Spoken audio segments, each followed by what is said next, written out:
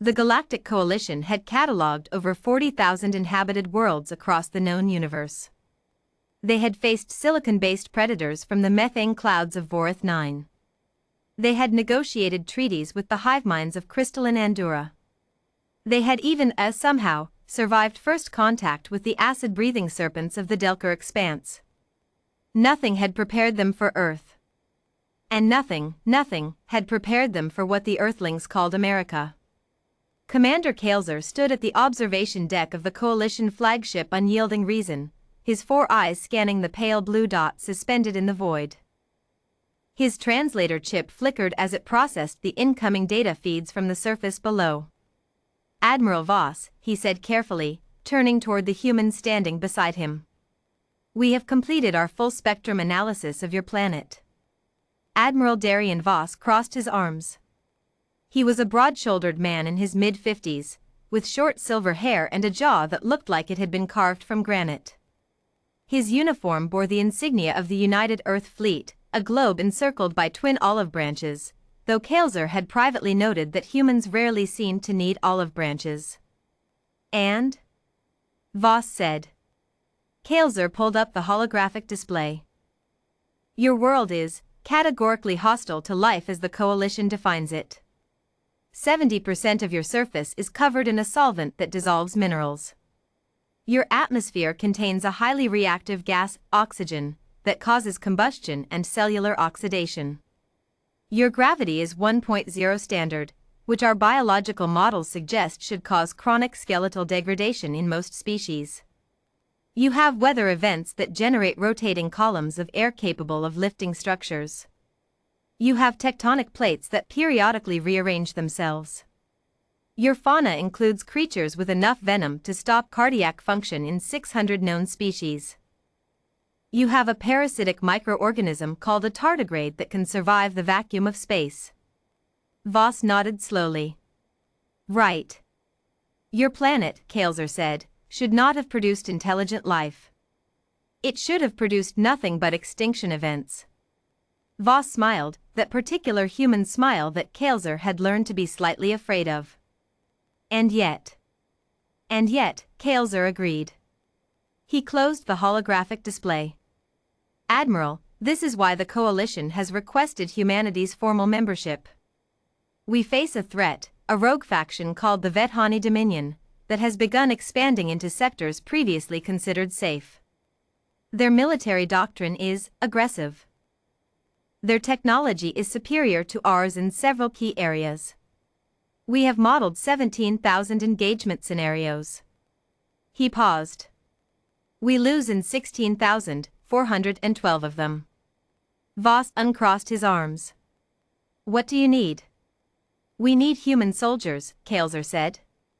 "Humans are, by any biological metric, the most resilient ground combatants we have ever recorded. Your species endures pain, adapts to environment, and continues functioning under conditions that would incapacitate most Coalition species. We need your warriors."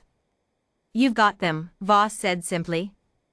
Kaelzer allowed himself a small breath of relief. "Excellent. We will, of course, require a full briefing on your military structure, your doctrine, your chain of—" "I'll send you everything," Voss said. "But I want to flag something first." "Yes?" Voss turned back to the window. For a moment he was quiet, looking at Earth below them. "When you requested human military support, did your analysts look at the full picture? All of Earth's military history?" Kaelzer's secondary eyelids flickered. "We reviewed the major conflicts of your last century. The large-scale industrial wars. The nuclear deployments. Did you look at America?" Voss asked. Kaelzer paused. "The geopolitical entity occupying the northern portion of your western landmass? That's the one. We noted it. Significant military expenditure. Historically interventionist foreign policy. Nuclear arsenal. We flagged it as a mid-tier regional power that—" Voss turned and looked at him with an expression Kaelzer could not fully decode. "Commander. With respect. Your analysts don't know what they're looking at. The briefing that followed lasted 11 hours. Kaelzer sat through all of it. By hour 3, his senior analyst Preth had quietly left the room to process what she described as a threat response I was not biologically designed to handle. By hour 7, 2 of Kaelzer's junior officers had requested immediate psychological debriefs. By hour 9, Kaelzer himself had stopped taking notes and simply stared. Admiral Voss stood at the front of the briefing room with the calm demeanor of a man explaining weather patterns. So after the Second World War, America entered a period called the Cold War, during which it simultaneously rebuilt the economies of its former enemies, developed hydrogen bombs with yields in the tens of megatons, landed humans on a different planetary body using computers with less processing power than a modern door lock, and invented a global communications network, originally designed to survive nuclear bombardment, that eventually became the primary nervous system of planetary civilization. He clicked to the next slide. Concurrent with this, America developed a cultural export apparatus, film, music, food franchises, so powerful that it rewired the psychological preferences of populations that had never been militarily conquered. Countries that had resisted centuries of invasion began voluntarily adopting American consumer habits within 2 generations. This is sometimes called soft power. I want to be clear that the people who named it soft were being deeply ironic. He clicked to the next slide. This is a document called the United States Marine Corps Warfighting Doctrine. I won't read all of it. The relevant section states that Marines are trained to be, quote, strategically unpredictable, operationally flexible, and tactically violent. The average American Marine is trained to function for 72 hours without sleep, consume field rations that most coalition species would classify as chemical hazards, and maintain weapons proficiency while experiencing what we call extreme stress and what your medical classification system would call near-death neurological crisis. Another slide. This is a document called the Army Ranger Creed. Again, I won't read all of it. But I want to highlight this phrase: I will never leave a fallen comrade. This is not a suggestion. Rangers have, on multiple recorded occasions, re-entered active combat zones under direct fire, with no tactical advantage, no logical military objective, and near certain personal risk of death, in order to recover individuals who were, by any rational assessment, already dead. He paused. They did it anyway. The room was very quiet. Why?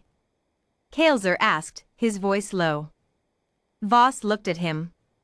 Because that's what Americans do. The Vethani Dominion attacked the Kalos system 14 days later. Their fleet was immense, 300 warships arranged in a hammer formation, designed to crack planetary defenses and rain kinetic impactors on population centers. It was a strategy that had worked 17 times in 17 systems. The Vethani commanders had reviewed the coalition's forces and found them wanting. They had not been briefed on the human component. Admiral Darian Voss commanded the human expeditionary force from the bridge of the USS Indomitable, a name his crew had chosen themselves, which Kaelzer had initially thought was simple bravado until he looked up the ship's combat history and went quiet for a long time. The humans did not wait for the Vethani fleet to reach optimal engagement range. They attacked first. From the unyielding reason, Kaelzer watched the sensor feeds in stunned silence as the human ships, outnumbered 6-1, drove straight into the center of the Vethani hammer formation. Not around it. Not defensively. Into it. Like a blade. They're insane, Preth whispered beside him. No, Kaelzer said slowly. They're American. The difference, he was beginning to understand, was significant. The Vethani formation broke in 47 minutes. Later, when the battle reports were filed and the casualty figures tallied, human losses, manageable, Vethani losses, catastrophic, Kaelzer stood again on the observation deck with Admiral Voss. Your people fight as if they don't believe they can lose, Kaelzer said. Voss considered this. Some of them do believe that, yeah. Is that a trained behavior? Some of it. Voss looked out at the stars. Some of it's just America. There's something in the culture.